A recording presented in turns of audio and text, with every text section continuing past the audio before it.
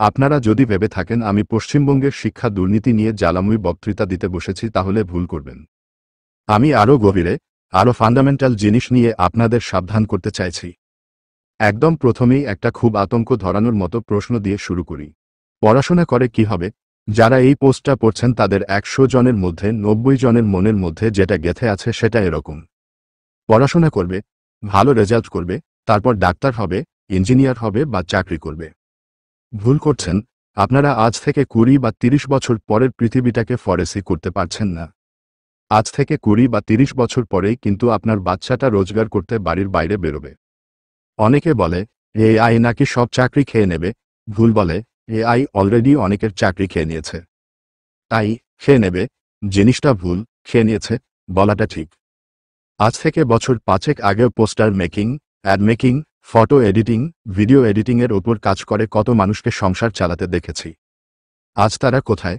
Photo video making AI অ্যাপগুলো এদের জীবিকা ছিনিয়ে নিয়েছে। প্রসঙ্গত বলে রাখি, আমি নিজে সফটওয়্যার ইঞ্জিনিয়ার, প্রায় 14 বছর এই ইন্ডাস্ট্রিতে আছি। এআই, ডাটা সায়েন্স, অ্যালগোরিদম এসব নিয়ে ভালোই ধারণা আছে। আজকের পৃথিবীটা খুব দ্রুত বদলাচ্ছে। আপনি যতটা চিন্তা করতে পারবেন না তার থেকেও দ্রুত বদলাচ্ছে। 2-3 বছরের মধ্যে টেকনোলজি ল্যান্ডস্কেপ পুরোপুরি চেঞ্জ হয়ে যাচ্ছে। নিজেই ভাবুন, চ্যাটজিপিটি কদিন এসেছে পৃথিবীতে, আজকের দিনেই আই বটগুলো খুব এফিশিয়েন্টলি আপনার যে কোনো প্রশ্নের উত্তর দিতে সক্ষম।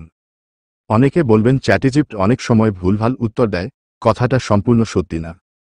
আপনি চ্যাটজিপিটিকে অথেন্টিক ডাটা সোর্স যেমন পৃথিবীর বড় বড় এডুকেশনাল ইনস্টিটিউটগুলোর ওয়েবসাইট দিয়ে ট্রেনিং করিয়ে কাস্টম জিপিটি বানিয়ে নিতে পারলে একদম নির্ভুল উত্তর পাবেন, আর এটা কিন্তু খুব সহজেই করা যায়।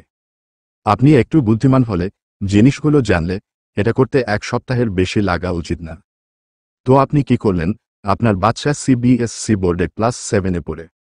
আপনি আপনার বাচ্চার বইটাকে স্ক্যান করে, ইমেজ টু টেক্সট কনভার্টার দিয়ে টেক্সট জেনারেট করে সেই ডাটা দিয়ে বানিয়ে দিলেন একটা কাস্টম জিপিটি আপনার বাচ্চাকে। সাথে সেটাকে ইন্টারনেটের বিভিন্ন অথেন্টিক ব্লগগুলোর সাথে লিঙ্ক করিয়ে দিলেন। গ্যারান্টি দিয়ে বলতে পারি, যে কোনো প্রাইভেট টিউটরের থেকে এই কাস্টম জিপিটি অনেক বেশি নির্ভুল হবে, অনেক বেশি এফিশিয়েন্ট হবে।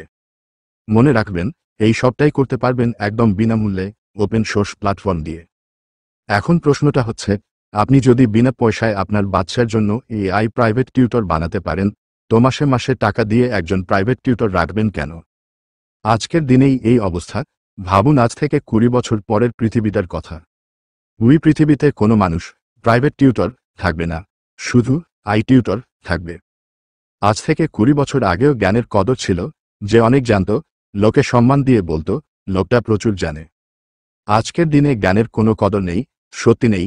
হাতের কাছে মোবাইল, মোবাইলে ইন্টারনেট, ইন্টারনেটের সাথে এআই। যখন ইচ্ছা, যেটা ইচ্ছা, এক মুহূর্তে জেনে নিতে পারবেন। আজ থেকে 20 বছর পরের পৃথিবীতে কোনো মানুষ ডাক্তার থাকবে না, কারণ দরকার পড়বে না। আজকের দিনে এমন মেশিন আছে যার মধ্যে আপনাকে ঢুকিয়ে দিলে মেশিন নিজে থেকেই আপনার blood pressure, blood sugar, heartbeat, ECG, MRI সবকিছু অটোমেটিক্যালি করে আপনাকে জানিয়ে দেবে আপনার ঠিক কি হয়েছে।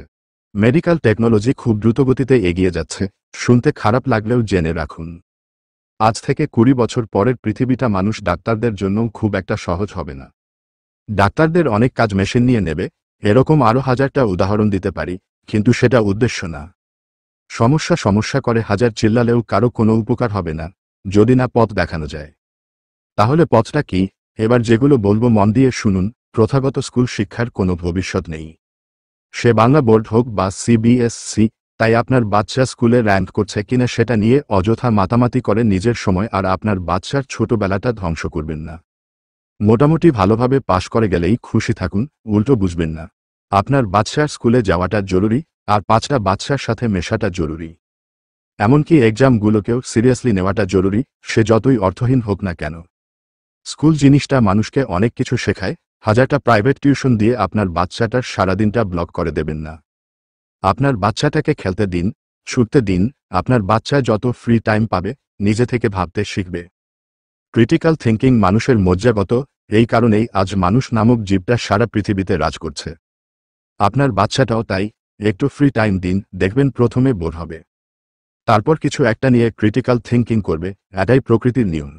একটা বাচ্চা সকাল 11টা থেকে 3টে পর্যন্ত স্কুল করার পর সারাদিনে যদি তাকে আরো 2-3টে প্রাইভেট টিউশন দিয়ে দেন, তাহলে সে মানসিকভাবে ক্লান্ত থাকবে। ক্লান্ত মনে ক্রিটিক্যাল থিঙ্কিং হয় না। অনেকে ভালো স্কুল করে, বাড়ি থেকে অনেক দূরে বাচ্চাকে ভর্তি করে। যেতে 1 ঘন্টা, আসতে 1 ঘন্টা, এই যাতায়াতটাই বাচ্চাটার মানসিক ক্লান্তি ডেকে আনে।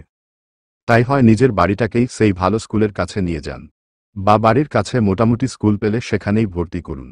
আপনি বলবেন, কি তখন থেকে ক্রিটিক্যাল থিঙ্কিং করে যাচ্ছেন?